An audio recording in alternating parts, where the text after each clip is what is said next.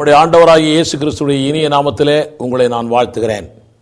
தேவஜனமே, தெய்வீக ஆரோக்கியம் டிவைன் ஹெல்த் என்பது வேறு, தெய்வீக சுகம் டிவைன் ஹீலிங் என்பது வேறு. ஆனால் இரண்டும் வித்தியாசமானவை. இரண்டையும் கொடுப்பது நம்முடைய ஆண்டவர் தான். தேவ சித்தம் என்ன? 3 யோவான் 2ஆம் வசனத்தில் எழுதப்பட்டிருக்கிறது, பிரியமானவனே, உன் ஆத்மா வாழ்கிறது போல நீ எல்லாவற்றிலும் வாழ்ந்து சுகமாய் இருக்கும்படி வேண்டுகிறேன். ஆக நாம் சுகமாய் இருக்க வேண்டும் என்பது தேவனுடைய சித்தம். 91ஆம் சங்கீதம் 10ஆம் வசனத்தில் சொல்லப்பட்டிருக்கிறது, ஆகையால் பொல்லாப்பு உனக்கு நேரிடாது, வாதை உன் கூடாரத்தை அணுகாது. ஆக நமக்கு வியாதி வரக்கூடாது என்பது தேவ சித்தம். ஆக தெய்வீக ஆரோக்கியமாய் இருக்க வேண்டும் என்பதும் தேவ சித்தம். தெய்வீக ஆரோக்கியத்தோடு இருக்கும் பொழுது வியாதி வந்துவிட்டால் அதிலே சுகம் பெற வேண்டும் என்பதும் தேவனுடைய சித்தம். ஆனால் இன்றைக்கு பல தேவனுடைய பிள்ளைகளுக்கு வியாதிகள் வந்து விடுகின்றனவே. காரணம் என்ன? வியாதிகள் வருவதற்கு காரணங்கள் 3. ஒன்று பாவம், இன்னொன்று சாபம், இன்னொன்று பிசாசு. பாவம், சாபம், பிசாசு, இந்த 3ஐயும் விடுவிக்கத்தான் நம்முடைய ஆண்டவராய் இயேசு கிறிஸ்து முதலாம் முறை பூமிக்கு வந்தார். இது 3ஐயும் விடுவித்தார். விசுவாசிக்கிறவன் பெற்றுக்கொள்கிறான். நம்முடைய வியாதிகள் எல்லாம் நம்முடைய ஆண்டவராய் இயேசு கிறிஸ்து சிலுவையிலே சுமந்தார். மத்தேயு 8ஆம் அதிகாரம் 17ஆம் வசனம், ஏசாயா 53ஆம் அதிகாரம் 4ஆம் வசனத்திலே அப்படித்தான் சொல்லப்பட்டிருக்கிறது. மெய்யாகவே அவர் நம்முடைய பாடுகளை ஏற்றுக்கொண்டு நம்முடைய துக்கங்களை சுமந்தார் என்று ஏசாயா 53:4 சொல்லுகிறது. ஆக இயேசு கிறிஸ்து நம்முடைய எல்லா வியாதிகளையும் சுமந்து தீர்த்திருக்கிறார். இப்படி தேவன் கொடுக்கிற சுகம்தான் தெய்வீக சுகம். தெய்வீக சுகம் என்றால் அர்த்தம் என்ன? தேவன் கொடுக்கிற சுகம் தெய்வீக சுகம். அதை பெற்றுக்கொள்ள தேவை நமக்கு வசன விசுவாசம் தேவை. நான் உங்களுக்கு சொல்லுகிறேன், விசுவாசித்தால் நீ தேவனுடைய மகிமையை காண்பாய் என்று யோவான் 11:40 சொல்லப்பட்டிருக்கிறது. தெய்வீக சுகத்தை நீ விசுவாசித்தால் தெய்வீக சுகத்தை நீ தேவனிடத்திலிருந்து பெற்றுக்கொள்கிறாய். எப்பொழுது தேவனுடைய மகிமை வெளிப்படும்? வியாதிக்காரன் வியாதியாய் இருக்கும்போது தேவனுடைய மகிமை வெளிப்படுமா? இல்லை. வியாதிக்காரன் சுகமாகும் போதுதான் தேவனுடைய மகிமை வெளிப்படும். வியாதியாய் இருந்து மரிக்கும் போது அல்ல. ஆக நீ விசுவாசித்தால் தேவனுடைய மகிமையை காண்பாய் என்றால், விசுவாசிக்கும் பொழுது தெய்வீக சுகத்தை நீ காண்பாய் என்று அர்த்தம். அதை பெற்றுக்கொள்ள வசன விசுவாசம் தேவை. ரோமர் 14ஆம் அதிகாரம் 23ஆம் வசனம், யோவான் 11:40. வசன விசுவாசம் மட்டும் இருந்தால் தெய்வீக சுகத்தை பெற்றுக்கொள்ள முடியுமா? இது ஒரு கேள்வி. பலர் விசுவாசித்தும் கூட வியாதியோடே இருந்து வியாதியோடவே மரித்து போகிறார்களே. காரணம் என்ன? பலர் விசுவாசித்தும் கூட வியாதியோடவே இருந்து வியாதியோடவே மரித்து போகிறார்களே. காரணம் என்ன? விசுவாசம் மட்டும் போதும் என்ற போதனை சரிதானா? யாக்கோபு 2ஆம் அதிகாரம் 20ஆம் வசனம் சொல்லுகிறது, வீணான மனுஷனே, கிரியையில்லாத விசுவாசம் செத்தது என்று நீ அறிய வேண்டுமா?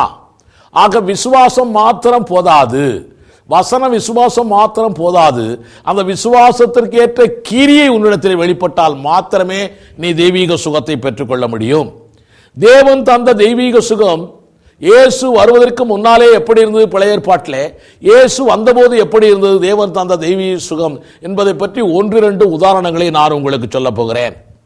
மீரியாம் என்ற மோசேயினுடைய சகோதரி, மீரியாமை பற்றி தவறாய் பேசினதினாலே அவளுக்கு குஷ்டரோகம் வந்து விட்டது. எண்ணாகமம் 12ஆம் அதிகாரத்தை வாசிக்கலாம். அது அவள் செய்த பாவத்தினாலே வந்த சாபம். இந்த சாபத்தினாலே குஷ்டரோகம் வந்து விட்டது. உடனே மோசே அந்த மீரியாமுக்காய் சகோதரிக்காய் ஜெபித்தான். தெய்வீக சுகம் கிடைத்தது. எப்படி கிடைத்தது? ஜெபித்த உடனே, விசுவாசம் இருந்த உடனே கிடைத்ததா? எப்போது கிடைத்தது? 7 நாள் அவள் பாளையத்துக்கு புறம்பாக்கப்பட்டாள். அதற்கு பிறகுதான் சுகம் கிடைத்தது. ஆக விசுவாசம் மாத்திரம் போதாது, விசுவாசத்தோடு கூடிய கிரியை இருக்கிறது, தேவைப்படுகிறது. 2வது காரியம், நாகமான் என்பவன் குஷ்டரோகம் பிடித்தவனாய் இருந்தான். 2 ராஜாக்கள் 5ஆம் அதிகாரத்தை வாசித்தால் தெரியும். இவன் அந்த எலிசாவிடம் வந்த பொழுது, யோர்தானிலே போய் 7 தரம் ஸ்நானம் பண்ணு என்று எலிசா கட்டளை கொடுக்கிறான். விசுவாசித்து வந்தவனுடைய மறுமொழி என்ன தெரியுமா? எலிசா சுகமாக்குவார் என்ற விசுவாசத்தோடு வந்த அந்த நாகமான் சொன்ன மறுமொழி என்ன தெரியுமா? இவர் வருவார், இவர் வந்து தலையிலே கை வைப்பார் அல்லது ஜெபிப்பார், உடனே நமக்கு சுகமாகும் என்று நாம் வந்தோம். இந்த ஆள் போய் இப்பொழுது யோர்தானில் 7 தரம் ஸ்நானம் பண்ணு என்று சொல்லுகிறானே என்று சொல்லி அந்த நாகமானுக்கு கோபம் வந்து விட்டது. உடனே அவன் கோபித்துக் கொண்டு போகிறான். போகிற வழியிலே வேலைக்காரன் சொல்லுகிறான், ஐயா, அந்த தீர்க்கதரிசி சொன்னபடியே செஞ்சு பாருங்க, உங்களுக்கு சுகம் கிடைக்கும். செய்து பாருங்கள், உங்களுக்கு சுகம் கிடைக்கும். அதே போல அதை விசுவாசத்தோடு நிற்காமல் அதை கிரியைகளிலே காட்டினான். அவனுக்கு தெய்வீக சுகம் கிடைத்தது. தேவன் சுகம் கொடுத்திருக்கிறார். ஆக உங்களுக்கு தெய்வீக சுகம் வேண்டும் என்றால் பழைய ஏற்பாட்டிலே கூட அதை விசுவாசத்தை கிரியிலே காட்டினால் மாத்திரமே தெய்வீக சுகம் கிடைக்கிறது. இயேசு கிறிஸ்து வாழ்ந்த காலத்தில், அவருடைய காலத்திலும் குஷ்ரோகம் பிடித்தவர்கள் இருந்தார்கள். குஷ்ரோகம் பிடித்தவன் இயேசுவை பார்த்தவுடனே விசுவாச அறிக்கையிட்டான். மத்தேயு 8ஆம் அதிகாரம் 1 முதல் 4 வசனங்கள். உமக்கு சித்தமரால் என்னை சுத்தமாக்க உம்மால் ஆகும் என்று அவன் விசுவாச அறிக்கையிட்டான். உடனே ஆண்டவராய் இயேசு கிறிஸ்து கையை நீட்டி குஷ்ரோகியை தொட்டு சுகமாக்கினார். அவன் சுகமானான். ஆக அவனுடைய விசுவாசத்தை அவன் கிரியைகளிலே காட்டினான். நம்முடைய ஆண்டவரும் கிரியைகளிலே காட்டினார். சுகம் கிடைத்தது. 10 குஷ்ரோகிகள் ஆண்டவரிடத்திலே வந்தார்கள். அவர்களை தொடவும் இல்லை, கை நீட்டவும் இல்லை. ஆசாரியரிடத்திலே போய் காட்டுங்கள் என்று மாத்திரமே சொன்னார். அப்போதும் அவர்களுக்கு சுகம் கிடைக்கவில்லை.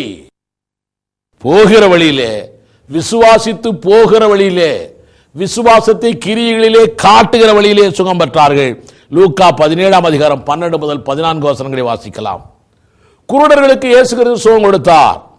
2 குருடர்கள் விசுவாசத்தோடு அறிக்கையிட்டார்கள். அறிக்கையிட்டு தாவீதின் குமாரனே இறங்கும் என்று அறிக்கையிட்டுக் கொண்டே அவர் பின்னாலேயே இயேசு தங்கியிருக்கிற வீட்டுக்கே வந்து விட்டார்கள். இயேசு கிறிஸ்து அந்த 2 பிறவி குருடர்கள் கண்களை தொட்டார். உங்கள் விசுவாசத்தபடியே உங்களுக்கு ஆக கடவுது என்றார். தெய்வீக சுகம் கிடைத்தது. எப்படி? இவர்கள் விசுவாசித்து ரோட்டிலே இல்லை, விசுவாசத்தை கிரியைகளிலே காட்டி அவர் பின்னாலே வந்தார்கள். வீடு வரைக்கும் வந்தார்கள். அவர் தொட்டார், சுகமானார்கள். மத்தேயு 9ஆம் அதிகாரம் 27 முதல் 30 வசனங்களிலே அறிந்து கொள்ளலாம். அதே போல எரிகோவிலிருந்து போகும் வழியிலே 2 குருடர்கள் விசுவாசத்தோடு அவரை கூப்பிட்டார்கள். தாவீதின் குமாரனே எங்களுக்கு இறங்கும் என்று. இயேசு நின்று மனதுருகி அவர்கள் கண்களை தொட்டார். சுகம் கிடைத்தது. மத்தேயு 20ஆம் அதிகாரம் 30 முதல் 34 வசனங்களிலே. ஒருமுறை ஒரு குருடனை அவர் தொடும்படி சுகத்திற்காக அவரிடத்திலே கொண்டு வந்தார்கள். அப்பொழுது இவர் அந்த குருடனை கிராமத்துக்கு வெளியே கூட்டி கொண்டு போனார். விசுவாசத்தோடு தான் வந்தான். விசுவாசத்தோடு வந்தாலே சுகம் கிடைக்க வேண்டுமே? இல்லை. அவனை கிராமத்துக்கு வெளியே கொண்டு போனார். வெளியே கொண்டு போய் அவனுடைய கண்களிலே உமிழ்ந்தார். உமிழ்ந்து அவன் மேல் கை வைத்து, நீ காண்கிறாயா என்று அவர் கேட்டார். அவன் சொன்னான், மரம் போல் காண்கிறேன் என்று அவன் சொன்னான். மறுபடியும் கண்களிலே கை வைத்தார். உடனே பார்க்க சொன்னார். காண்கிறாயா என்று அவர் கேட்டார். தெய்வீக சுகமடைந்தான், தெரிகிறது என்று அவன் சொன்னான். மார்க் 8ஆம் அதிகாரம் 22 முதல் 25 வசனங்கள். இன்னொரு இடத்துல ஒரு குருடன் வந்தான். சுகம் வேண்டும் என்று வந்தான். இயேசு சுகம் கொடுப்பார் என்று சொல்லி வந்தான். ஆனாலும் இயேசு கிறிஸ்து என்ன செஞ்சார் தெரியுமா? தரையிலே துப்பினார். தரையிலே துப்பி சேற்றை குருடனுடைய கண்ணின் மேல் பூசி, சீலோவாம் குளத்திலே போய் கழுவு. சேற்றை தரையில துப்பி சேத்தை குழைச்சு அதை அவன் பிறவி குருட்டு கண்ணிலே தடவி சீலோவாம் குளத்திலே போய் கழுவு என்றார். அவன் விசுவாசித்தான், சீலோவாம் குளத்திற்கு போனான், கழுவினான், அவன் கண் சுகமடைந்தது. யோவான் 9ஆம் அதிகாரம் 6-7 வசனங்கள். இப்படி ஏராளமாய் சொல்லிக் கொண்டு போகலாம். இன்றைய தேதியிலே இந்த செய்தியை பார்த்து கொண்டிருக்கிற, கேட்டுக்கொண்டிருக்கிற சகோதரனே, சகோதரியே, இன்றைய தேதியிலே இயேசுவின் வார்த்தை நாம் விசுவாசிக்கிறதுக்கு இருக்கிறது உண்மைதான். ஆனால் விசுவாசத்தோடு நம்ம இருக்கும் பொழுது நம்மை தொடவோ, நம் மீது உமிழவோ, சேறு பூசவோ நம்முடைய ஆண்டவராய் இயேசு கிறிஸ்து இப்பொழுது இல்லை.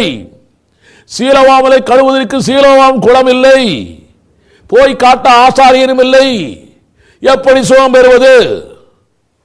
தேவன் எப்பொழுதுமே நன்மையான ஈவுகளை நமக்கென்று வைத்திருக்கிறார். யாக்கோபு 1ஆம் அதிகாரம் 17ஆம் வசனத்திலே வைத்து சொல்லப்பட்டிருக்கிறது. எப்படி வைத்திருக்கிறார்? எங்கே வைத்திருக்கிறார்? நன்மையான ஈவுகளை தேவன் வைத்திருக்கிறாரே, எப்படி வைத்திருக்கிறார், எங்கே வைத்திருக்கிறார்?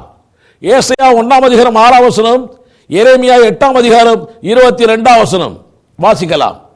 உள்ளங்கால் தொடங்கி உச்சந்தலை மட்டும் அதிலே சுகமே இல்லை. அது காயமும் வீக்கமும் கொதிக்கிற ரணவுமாய் இருக்கிறது. அது சீழ் பிதுக்கப்படாமலும் கட்டப்படாமலும் எண்ணெயினால் ஆற்றப்படாமலும் இருக்கிறது. கீலேயாத்திலே பிசின் தைலம் இல்லையோ? ரண வைத்தியனும் அங்கே இல்லையோ?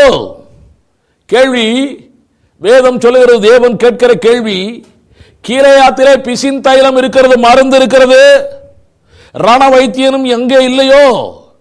டாக்டர் சர்ஜன் அங்கே இருக்கிறான், பின்னும் ஏன் குணமாகவில்லை என்று தேவன் கேட்கிறார்.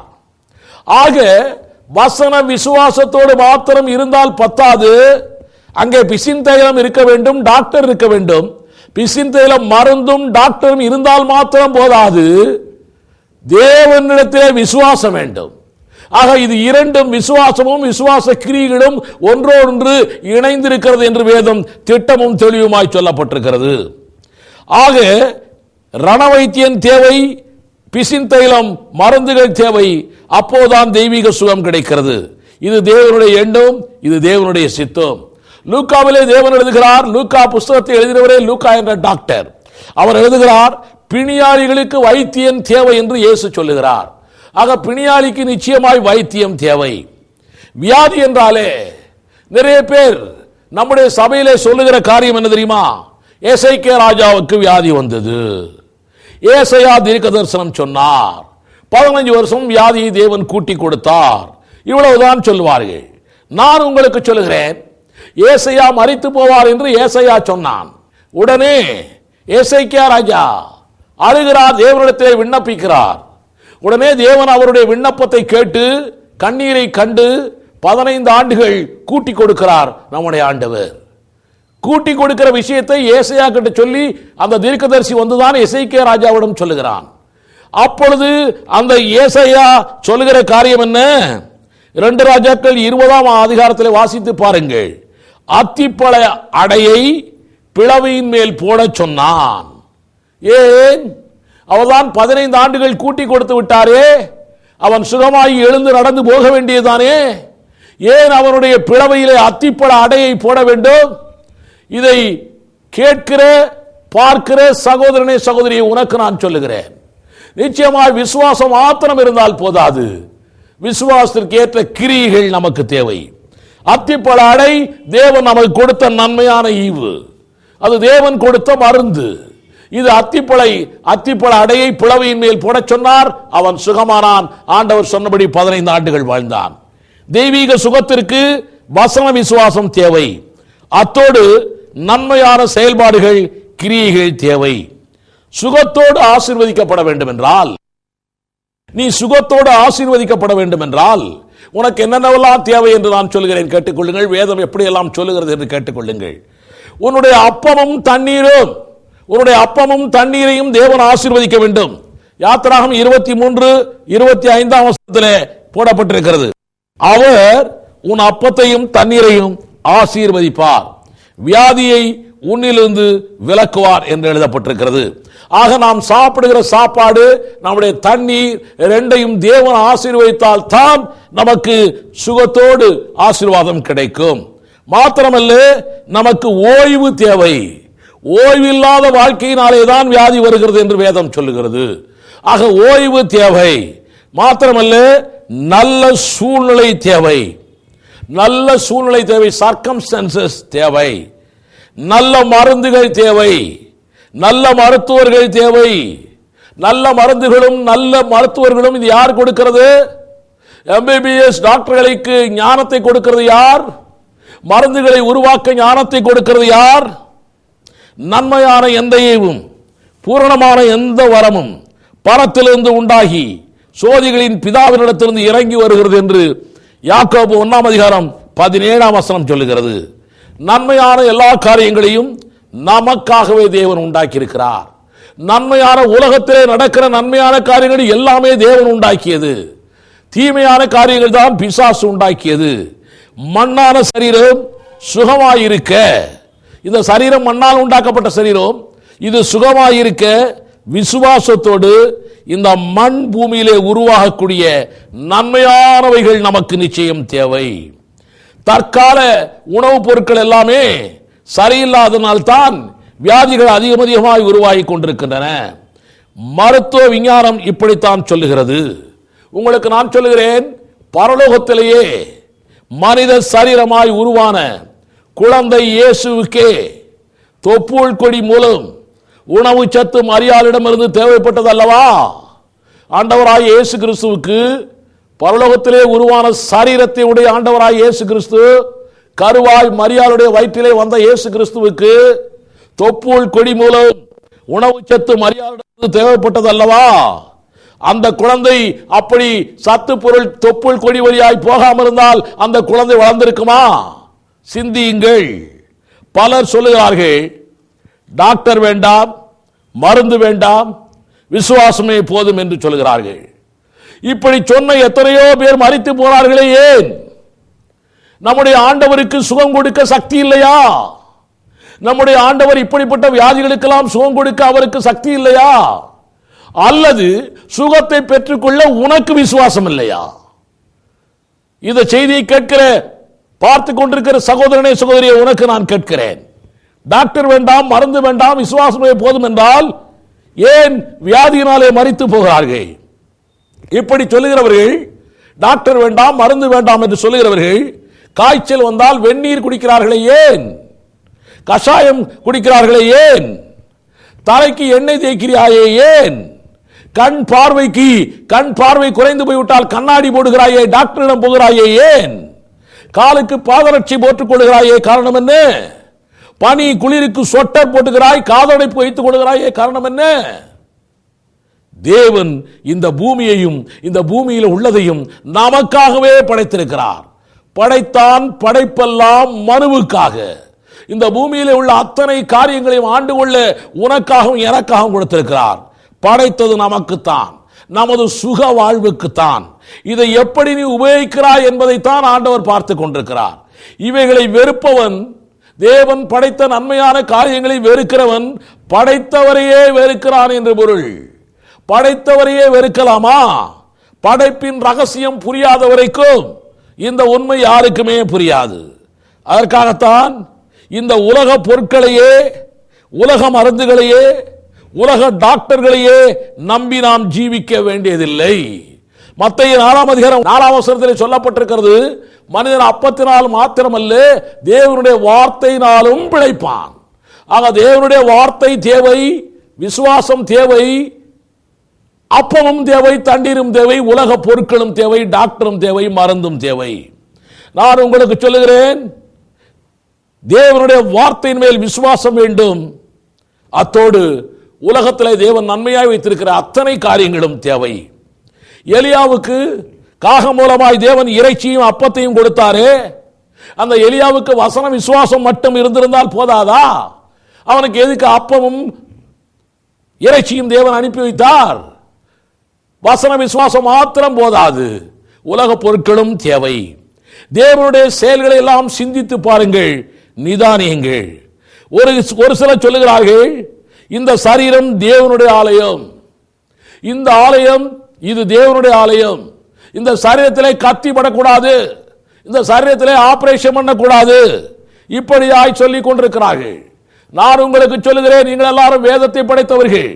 நீங்கள் படைப்பின் ரகசியத்தை தெரிந்திருந்தால் உங்களுக்கு தெரியும், இந்த உலகத்திலேயே முதல் சர்ஜன், ரணவைத்தியன், நீயும் நானும் ஆராதிக்கிற நம்முடைய ஆண்டவராகிய இயேசு கிறிஸ்துதான். அவர்தான் முதலிலே ஆதாமுடைய விலாவிலே கத்தியை வைத்து விலாவை ஒடித்து அந்த விலாவிலிருந்து ஏவாளை உண்டாக்கினார். ஆக ரணவைத்தியன், முதல் ரணவைத்தியன் நம்முடைய ஆண்டவராகிய இயேசு கிறிஸ்துதான். சிலர் சொல்லுகிறார்கள், இந்த சரீரத்தில் ஊசி குத்துவதோ ஓட்டை போடுவதோ கூடாது என்கிறார்கள். சிலர் சொல்லுகிறார்கள், இந்த சரீரத்தில் ஊசி குத்துவதோ ஓட்டை போடுவதோ பாவம் என்கிறார்கள். நான் உங்களுக்கு சொல்லுகிறேன், சிருஷ்டிகனாயிருக்கூடிய நான், என்னை சிருஷ்டித்த ஆண்டவராய் இயேசு கிறிஸ்து எனக்கு 9 ஓட்டைகளை போட்டிருக்கிறார், உனக்கும் 9 ஓட்டைகளை போட்டிருக்கிறார், தெரியுமா? ஆக இந்த சரீரத்திலே ஓட்டை கூடாது என்பது இது நீங்களே வைத்துக் கொண்ட சொந்த சரக்கு. இந்த காலத்திலே ஏராளமான வியாதிகள் தினந்தோறும் உருவாகி கொண்டிருக்கின்றன. அந்த வியாதிகளுக்கு பேர் வைக்க தெரியவில்லை, வைரஸ் என்று சொல்லி விடுகிறார்கள். அதற்கு ஏற்ற மருந்துகள் இல்லை. மருந்துகளை கண்டுபிடிக்கிறதுக்கு உள்ளே அந்த வியாதிப்பட்டவன் மரித்து போகிறான். சுகமே இல்லை. உங்களுக்கு தெரியுமா, கேன்சர் இதற்கு மருந்தே இல்லை, எய்ட்ஸ் மருந்தே இல்லை, கிட்னி ப்ராப்ளம் மருந்தே இல்லை, ஹார்ட் சர்ஜரி ஒண்ணுமில்லை, அதோட போயிருது. சுகர் கம்ப்ளைண்ட் மருந்தே இல்லை. ஏதோ கொஞ்ச நாளைக்கு வச்சுக்கலாம் நல்லா இருந்தாலே. ஆனால் உள்ள மருந்துகளை, தேவன் நன்மையாய் கொடுத்திருக்கிற மருந்துகளை, விஞ்ஞானிகள் மூலமாய், டாக்டர் விஞ்ஞானிகள் மூலமாய் தேவன் நன்மையாய் கொடுத்திருக்கிற மருந்துகளை நீ வசனத்தோடு விசுவாசித்து சாப்பிட்டால் உனக்கு கண்டிப்பாய் தெய்வீக சுகம் கிடைக்கும். மருந்துகளே இல்லாத போது, டாக்டர்களே கைவிடப்பட்ட போது, மருத்துவம் பண்ண வசதியே இல்லாத போது நீ வசன விசுவாசத்தால் நிச்சயம் காத்திருந்தால் உனக்கு தெய்வீக சுகம் கண்டிப்பாய் கிடைக்கும். மற்றபடி மருந்துகளும் இருக்கின்றன, டாக்டர்களும் கைவிடவில்லை, மருத்துவ வசதி பண்ணவும் உனக்கு வசதி இருக்கிறது. ஏன் அதை செய்யக்கூடாது? இது தேவன் உனக்காய் கொடுத்திருக்கிறது. வியாதியால் மரிப்பது தேவ சித்தம் அல்ல. வியாதியால் தேவனுடைய பிள்ளைகள் மரிப்பது தேவனுடைய சித்தம் அல்ல. எனவேதான் இயேசு கிறிஸ்து காயப்பட்டார். அந்த காயம் தழும்புகளாயிற்று. அந்த தழும்புகளினாலே இன்றைக்கு நமக்கு சுகத்தை கொடுக்கிறார் நம்முடைய ஆண்டவர். வியாதிப்பட்டிருக்கிறேன் என்று நகரவாசிகள் சொல்லாதிருப்பாராக என்று ஏசாயா 33:24 சொல்லப்பட்டிருக்கிறது. பரலோக நகரத்திற்கு சொந்தக்காரனான நீயும் நானும் வியாதிப்பட்டேன் என்று சொல்லக்கூடாது என்பது தேவனுடைய சித்தம். அப்படி இருக்க வியாதியால் மரிப்பது தேவனுடைய சித்தமா? அது மட்டுமல்ல, வியாதி வருவதும் தேவ சித்தம் அல்ல, ஆரோக்கியமாய் வாழ்வதே தேவ சித்தம். ஆபிரகாமை பாருங்கள், நம்முடைய விசுவாச மார்க்கத்தின் தகப்பன் ஆபிரகாம். அவன் வியாதிப்பட்டிருக்கிறான் என்று இந்த வேத புத்தகத்தை பார்த்திருக்கிறீர்களா? இயேசு கிறிஸ்து மனிதனாய் பிறந்தாரே, அவர் வியாதிப்பட்டார் என்று இந்த வேத புத்தகத்தை என்றைக்காவது பார்த்திருக்கிறோமா? நம்முடைய விசுவாச மார்க்கத்தின் தகப்பன் வாழ்ந்து காட்டினான், இயேசு கிறிஸ்து வாழ்ந்து காட்டினார். நீயும் நானும் அப்படியே வாழ வேண்டும் என்று நம் தேவன் விரும்புகிறார். வீண் சிந்தையோடு வேதத்தை விட்டுவிட்டு வைராக்கியத்தை கொண்டு தேவாலயமாம் இந்த சரீரத்தை ஆரோக்கியம் இல்லாமல் ஆக்கி விடாதீர்கள். அது பெரும் பாவம். வியாதி வந்தபோது தெய்வீக சுகம் பெறாமல் மரித்து போகாதீர்கள்.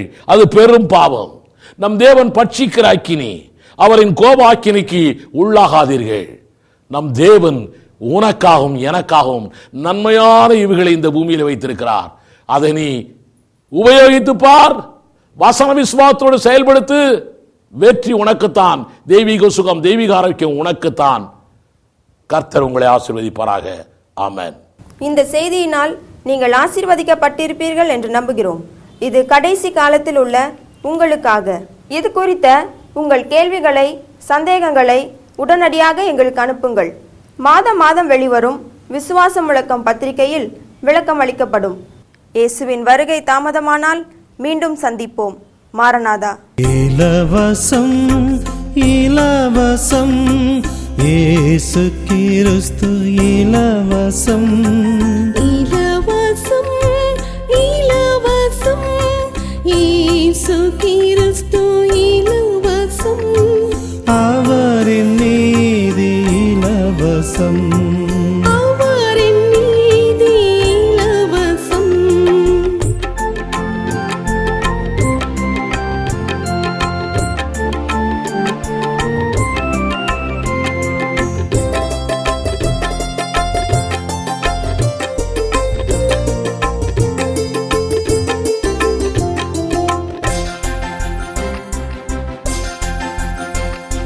வெற்றி வாழ்க்கை இலவசம்.